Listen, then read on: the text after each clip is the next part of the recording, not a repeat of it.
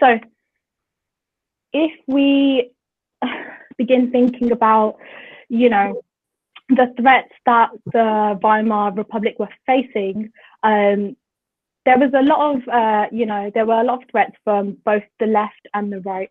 When we think about politics, these phrases of like left wing and right wing, they come about a lot.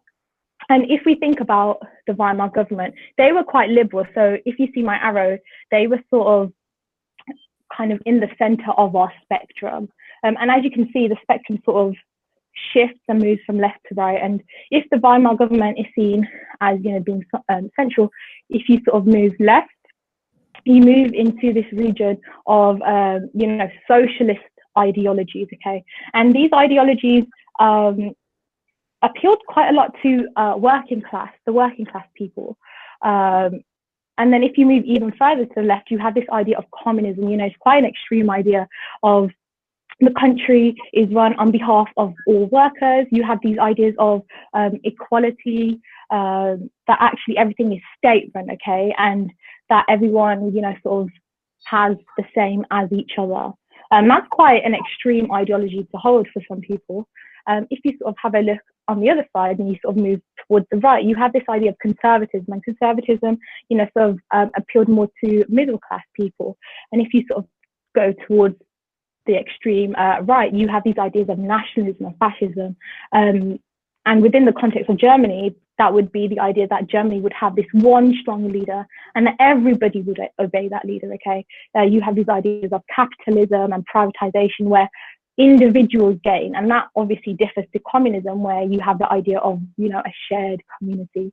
And the reason why, these extreme ideas clashed with the Weimar Republic is because they were so different to what the Weimar Republic was offering. Okay, they were, there was such a big difference, which is why that tension arose.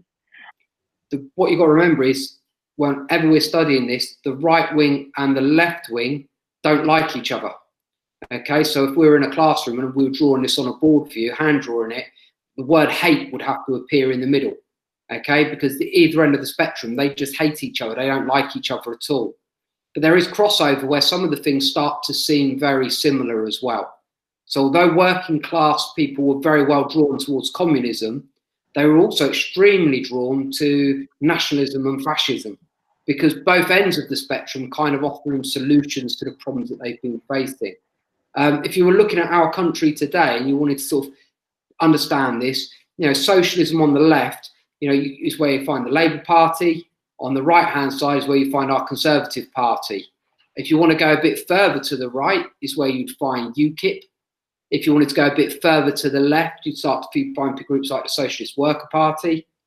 And then if you wanted to go properly to the right for this country today, it's where you'd find groups like the EDL and the now defunct BNP. Those kind of groups you'd find on the far right. On the far left, you would find the Communist Party of England. So you've got those two groups there. Fascism, Amandeep, okay, comes from the Italian word. Okay, so fascism is a political ideology that originates from Italy.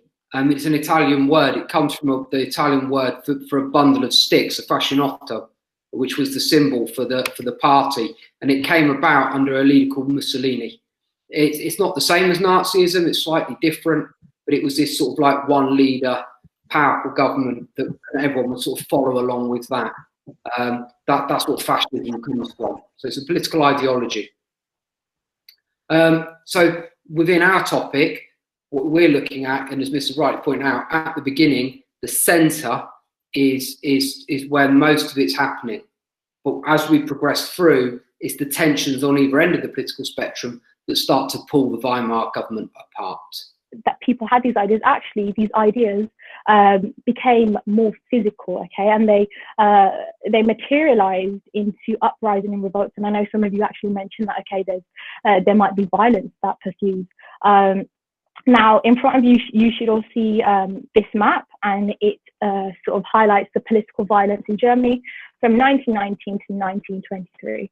And what you'll notice is that there's violence coming from the left and there's violence coming from the right, okay? And it happens over a period of time.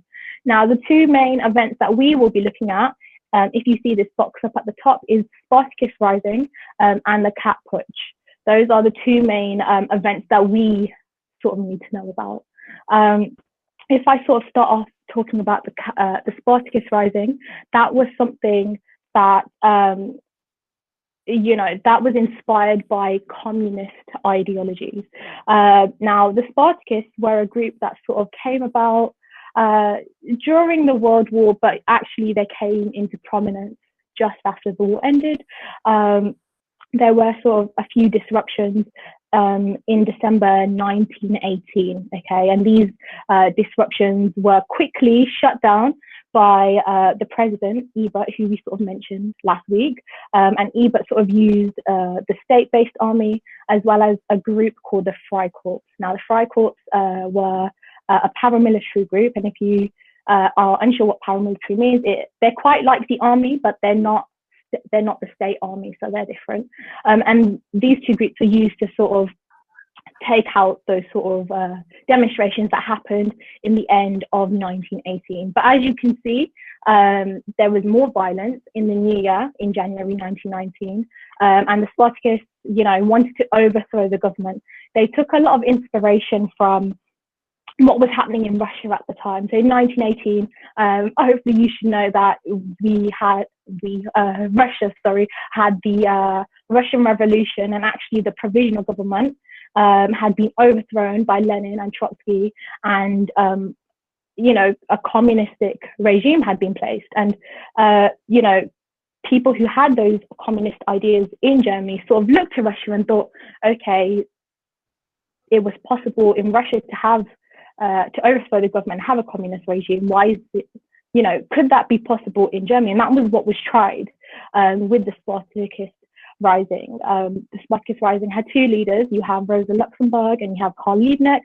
And during this rising, they were actually killed because the rising was unsuccessful. Both the army and the Freikorps were successful in, sort of defeating them, and that was, the outcome of the Spartacist Rising.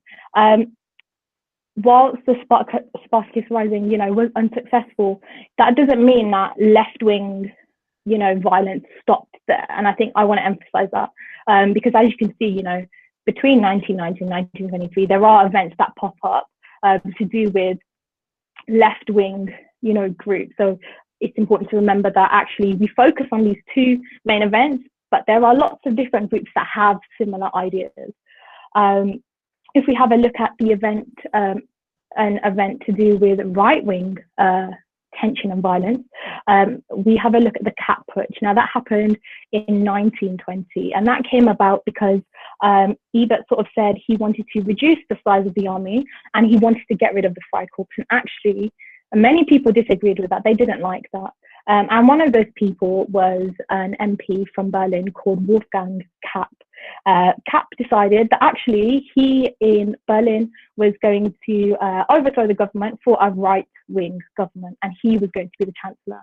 And actually he, in collaboration with the Freikorps and some of the Berlin soldiers that were part of the state army, they were actually successful in sort of securing Berlin. And what they wanted to do was they wanted to have, They wanted there to be a strike, okay? So they wanted, the city to go into strike, and that is how they would get their support. And so what Ebert did was Ebert got the support of the trade unions and he got the support of the civil servants, and he told them not to go on strike, which meant Kapp had no support there. So ultimately the Kapp Putsch failed. And like I said about the communists as well, when we think about right-wing threats, they happen throughout, this time period. It's not that the Kapp Putsch happened and that was the end of, right-wing uprisings. They actually still continue to happen. I have, I don't know if I went through that quite quickly. I currently can't see if there are any questions, but if there are any questions, please put them up in the chat so that Mr. McGuinness, Mr. Thomas Perkins can answer them. But I know I have currently spoken quite a lot and given out a lot of information to you. But what we'd like you to do with this information is two things. You have a short activity you need to do.